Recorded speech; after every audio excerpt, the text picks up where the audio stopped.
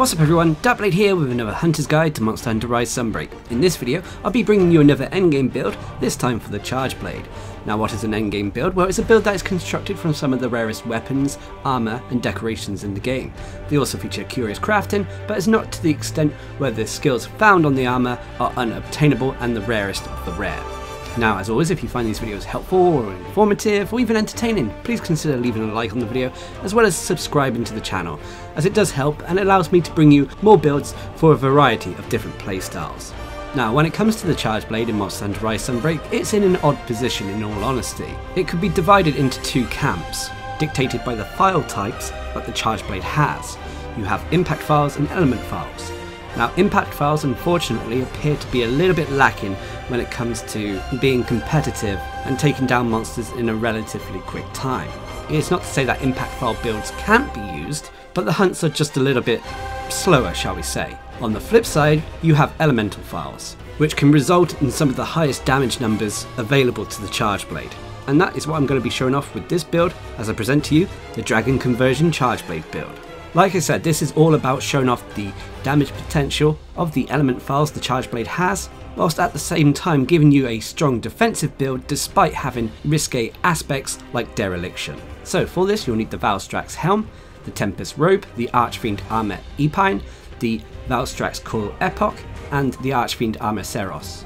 For your Petalace, go with the Absolute Petalace for some extra health, and then for your talisman, now to be honest, the talisman is kind of optional, although depending how lucky you get with the curious crafting, your talisman could be used to get key skills. However, I'm primarily using it for the skill Bloodright, as well as its decoration slots. Now, when it comes to the weapon, this is an interchangeable elemental Darcblade build, so it can get away with using pretty much any element with minimal changes to the build. For the demonstration of this video, I'll be showing off a ice build, using the Aurora Somnicanth Darcblade with Flickered Blizzard Well. If you wanted to use a fire Darcblade, I'd strongly recommend using the Crawling Crusher, which is the Rachna Kadaki Darcblade. If you wanted to use thunder, I'd recommend using the Narwa Darcblade, the Asylum Peel. For water, I'd recommend using the Armadrad, which is the Vike Tree Darcblade. A little bit of an odd choice, but it's the best when it comes to elemental files and the water element. And then finally, for the dragon element, I'd recommend using the Valstrax Darcblade. As for the curious crafting on your weapons, go with increasing the Rampage decoration slot to a tier 3 if the Darcblade you're using doesn't already have a tier 3 Rampage decoration slot. Afterwards, go for increasing the elemental value of the weapon. Now, when it comes to the decorations, you've got a few to play around with, but a lot of them are focused on increasing the elemental damage or are key skills for the Darcblade. So, first of all, I've taken Iron Shell decorations. These are optional and should only be taken if you're using a Ice or Water Darcblades, as it gives us 2 points in the Kushala Blessing skill.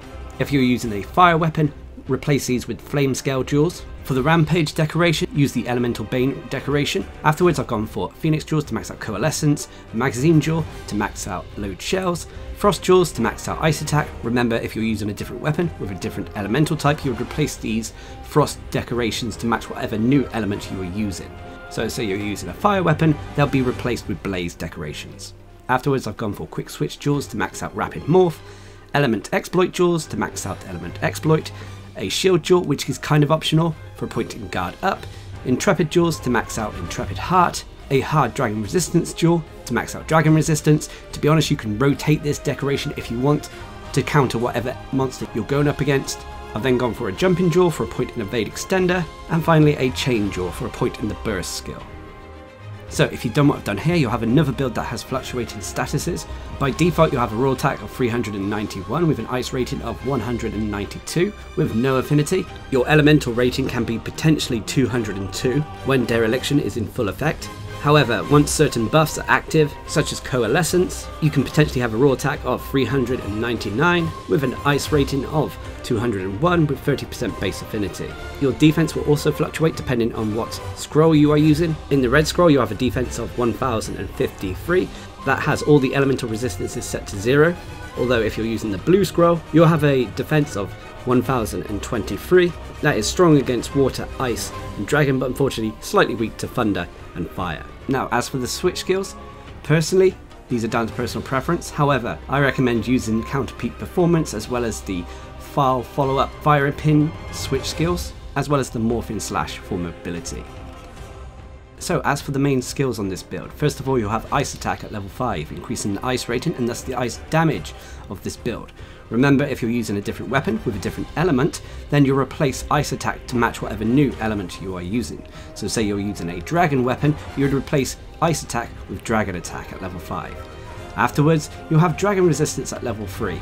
Dragon Resistance is kind of an optional skill in all honesty. I've taken Dragon Resistance as it was the lowest resistance I had on this build, and I wanted to increase that slightly. Normally I wouldn't really bother with resistance stats on a build, but this works in unison with Dragon Conversion, which we'll talk about in a moment. Anyway, next up is Rapid Morph at level 3. Rapid Morph is a skill that increases the morph speed as well as the damage performed by morphing attacks. We've mainly taken this for the speed increase when performing the Super Amped Elemental Discharge and other Charge Blade moves rather than the actual damage increase, because this does nothing to the element files. This only increases the damage of the initial axe swing when you're performing, say, the Super Amped Elemental Discharge. Anyway, next up is Bloodright at level 3. Bloodright is a purely optional skill on this build. It's a quality of life skill that I tend to use from time to time, especially when using skills like Dereliction.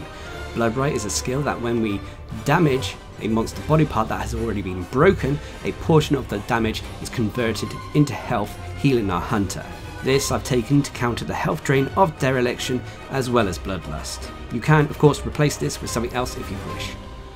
Anyway, next up is Dereliction at level 3, which is a skill that whenever we're using a red scroll, it will increase the elemental value of the build, as well as status values if you're using a status weapon like a poison weapon.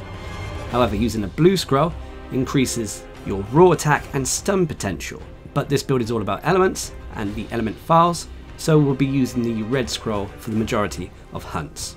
There is a downside to this though, as during the course of a hunt, multiple curio will start gathering around your hunter, increasing the increase to your elemental damage or raw attack, but in return they'll start to drain your health over time, and whilst they cannot kill you, they can leave you in a dangerous position, shall we say. You can have up to 3 curio floating around you at any one point, each representing an increase to your elemental value or raw attack, as well as the increase in health drain. Now, should you perform a skill swap going from red to blue, blue to red, you'll be able to recover the health that the curio have drained from you, but it resets the buff, so you have to let it build up again over time. Anyway, next up is Furious at level 3, an odd skill to take, but we've taken it because it increases our defense and resistances. Furious at level 3, when we're using a red scroll, it will increase our defense and elemental resistances, and when we're using a blue scroll after a certain amount of time, when enough fury has built up, should we switch to a blue scroll, we'll get infinite stamina. However, we're not using this for infinite stamina, we're using it to increase our defense and elemental resistances. Next up is Coalescence at level 3, which is a skill that after we recover from a blight or abnormal status, will gain increased raw attack and elemental attack, so this works well in unison with Bloodlust, which we'll talk about in a moment. Next up you have Element Exploit at level 3, which is a skill that when we deal damage against a monster body part that is susceptible to elemental damage, so it has an elemental weakness of 25 or above, the elemental damage against that body part will be increased. Anyway, next up is Dragon Conversion at level 3, the namesake of this build. This is a skill that when using a red scroll, all our elemental resistances will be set to 0 and converted into elemental attack. So the more elemental resistances we have, the more elemental attack we'll have when using the red scroll, which is the main reason I've taken Dragon Resistance. However, using a blue scroll, it will instead increase our elemental resistances, giving us more defense. Anyway, next up is Attack Boost at level 2, a byproduct of the armor. It's not really needed on this build, to be honest, because the element files, which are the main source of our damage, are not affected by our raw attack. However, this does increase the damage of our normal slashing attacks with the axe and sword. Next up is Load Shells at level 2, a skill that increases the Charge Blade's file capacity, meaning that we can stock the full amount of files when our file gauge is only at yellow. You'll then have Kushala Blessing at level 2, which won't be on all versions of this build. Kushala Blessing at level 2 will really only be available if you're using a water or a ice charge blade, as it increases the water and ice rating of a build by 10%. If you're using a fire weapon, then you would also have the Teostra Blessing, which increases the fire attack by 10%. Next up is Intrepid Heart at level 2, which is a skill that gives us an additional blue bar above our health bar, which gradually fills up as we deal damage to a monster. after which, when it's full, the Intrepid Heart will kick in, to which, should we take a hit from a monster that would knock our hunter back, the damage reaction is completely ignored, the damage reduced, and on top of that, at level 2, an explosion will occur on our hunter, dealing damage to the monster. Anyway, you'll then have a few skills that are really byproducts, such as Latent Power at level 1, which really isn't that useful. Latent Power is a skill that, after taking enough damage from a monster or fighting a monster for a set duration of time, will gain increased affinity and reduce stamina depletion. But with this build, as file bursts, whether their impact or elemental, cannot crit a monster and they're our main source of damage, we don't really have to invest in affinity whatsoever. Next up is Critical Element at level 1, a byproduct of my talisman that increases the elemental damage of attacks when they crit a monster, but like I said, this will only apply to the slashing portions of our sword and axe attacks. You'll then have Stamina Surge at level 1, which increases how quickly we can recover stamina. You'll then have Guard Up at level 1, which I've taken as a decoration for security reasons. This allows us to block unblockable attacks, and this does apply to when performing the counter peak performance Silkbind move. You'll then have Evade Extender at level 1, increasing the distance at which we dodge and evade. Next up is Master Mounter at level 1, another byproduct which improves our Wide and Riven skills. Bloodlust is next at level 1, which gives us a modified version of the Frenzy Virus. Now we've really only taken this so we can activate Coalescence, which gives us increased elemental attack. Bloodlust is a skill that will slowly drain our health as the Frenzy Virus bar above our health bar fills up. But this can be controlled and overcome either via null berries or dealing enough damage to a monster. After we've done enough damage to a monster, we'll overcome the effects of the Frenzy Virus and Coalescence will activate, giving us that increased elemental damage.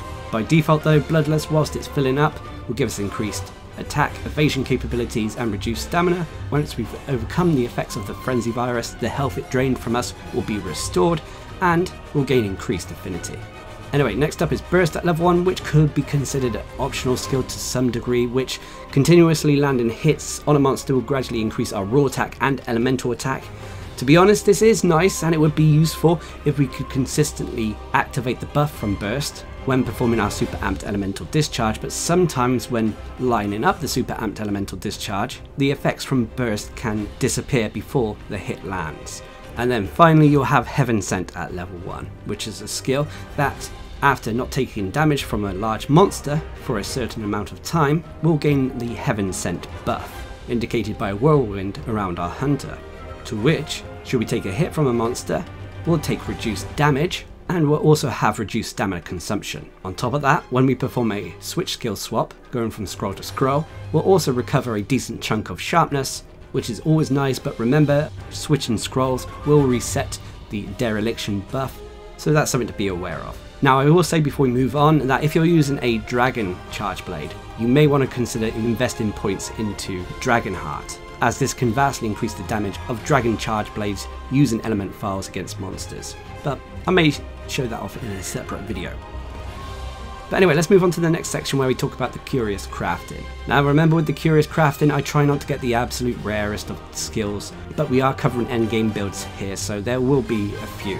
Anyway, for the Valstrax Helm Epoch, I've got a point in the Master Mounter skill as well as Furious. I've also got a reduction in the Latent Power skill. For the Tempest Robe, I got a point in the Bloodlust skill as well as a reduction in critical boost. For the Archfiend Armor Epine, I've got a point in the Furious skill and a reduction in Resentment. For the Valstrax Coral Epoch, I've got a point in Dragon Conversion, a reduction in Stamina Surge and a tier 3 decoration slot upgrade. And then for the Archfiend Armor Seros, I've got a point in the Furious skill, a reduction in Resentment and a tier 4 decoration slot upgrade. But every build out there has various pros and cons. No build is absolutely perfect, as I always say. Even endgame builds, they may be strong and powerful, but they may be difficult to craft. So when it comes to the pros for the Dragon Conversion build, its biggest is its elemental damage output. The elemental file bursts, whether you're using the Savage Axe mode or the Spinning Condensed Slash mode, or if you like to refer to it as the Condensed Spinning Slash mode, so long as you're countering monsters with the correct elements, you'll find that this build does a ton of damage. On top of that, this build also does not have to worry about affinity at all to deal large amounts of damage, thanks to file bursts not being able to crit. And then finally, this build also has quality of life and defensive skills. And the final pro is that this is an interchangeable elemental build, which means that you can get away with using any of the elements in the game with minimal adjustments to your actual build. But of course there are various cons for every build. The two biggest cons for this build is it takes a while for the dereliction bonus to kick in, so we cannot get the full effects of dereliction right away, which becomes a little bit of an issue when you're constantly switching scrolls and having to manage your defense as well as maybe replenish your sharpness.